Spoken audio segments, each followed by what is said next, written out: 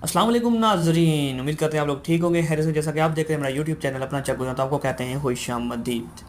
ناظرین، متحدہ عرب امارات کی ریاست شارجہ سپریم کونسل کے رکن اور شارجہ کے حکمران عزت مآب ڈاکٹر شیخ سلطان بن محمد القاسمی نے رمضان مبارک سے قبل اچھے اخلاق کے پیش نظر اماراتی شارجہ میں تعزیزی اور اصلاحی اداروں سے 484 قیدیوں کو رہا کرنے کا حکم دیا ہے۔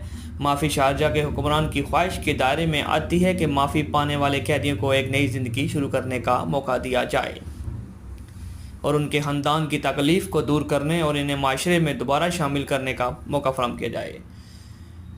مزید ویڈیو دیکھنے کے لیے ہمارے یوٹیوب چینل پر بنے رہیں۔ اللہ حافظ۔